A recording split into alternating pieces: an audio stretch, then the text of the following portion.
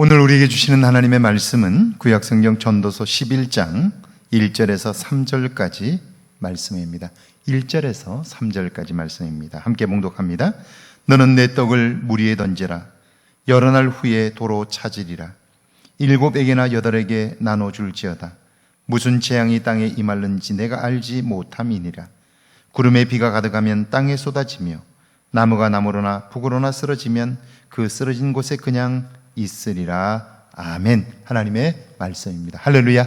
오늘 하루도 하나님의 은혜와 사랑이 여러분과 함께하기를 축원합니다. 제1한국인 사업과 손정의 소프트뱅크 회장은 올해 초 천당과 지옥을 오가는 모습을 보여주었습니다.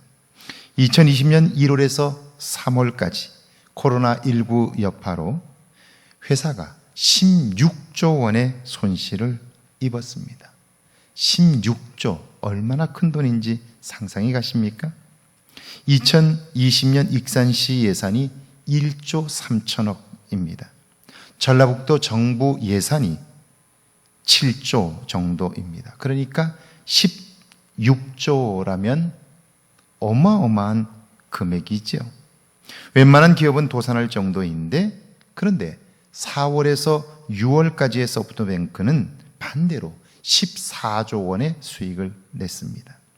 이번만 그런 것이 아니고 야후 버블 붕괴 이후에도 완전 도산 직전까지 갔지만 이후 중국 알라바바 투자 건이 성공하면서 엄청난 수익을 냈습니다. 그때 그가 돈을 번 후에 제일 먼저 한 일은요, 어려운 시절 자신을 도왔던 사람들에게 무조건 10억씩을 나눠준 것입니다. 자신을 믿어준 사람들에 대한 고마움의 표시였죠. 1절인데요. 너는 내 떡을 물 위에 던지라. 여러 날 후에 도로 찾으리라. 떡을 물에 던진다는 말은 내 손에 쥔 떡을 사람들에게 나누어 주라 하는 것입니다.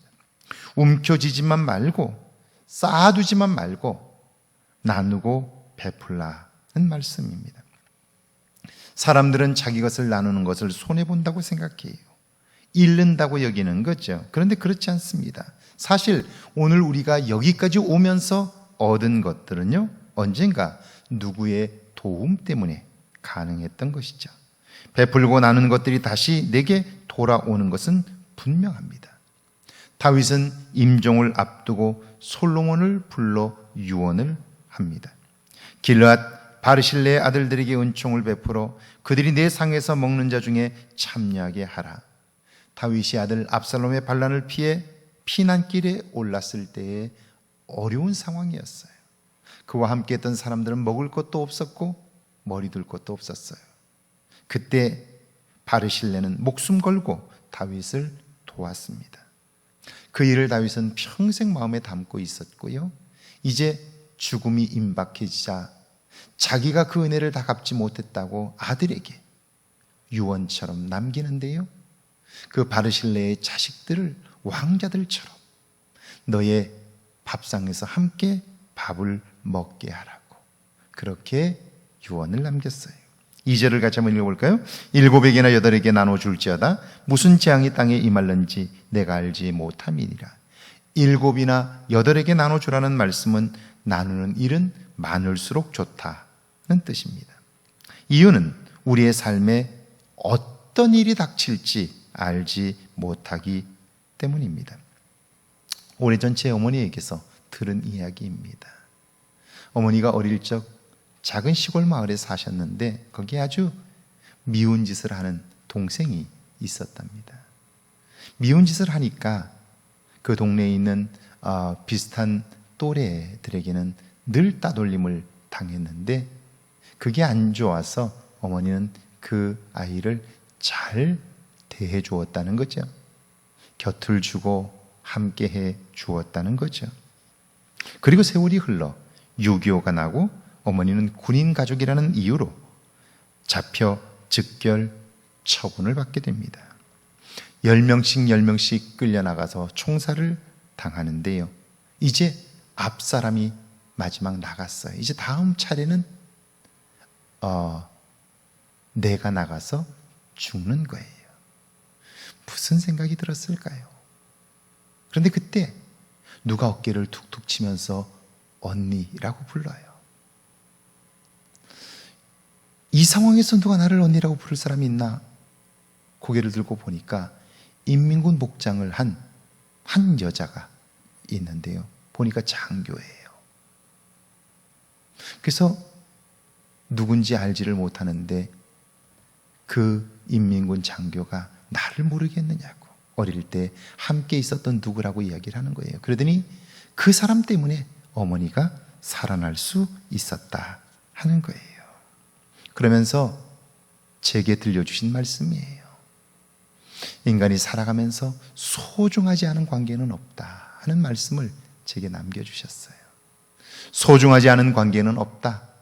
그 말씀이 제 마음속에 지금도 남아 있습니다. 3절이죠.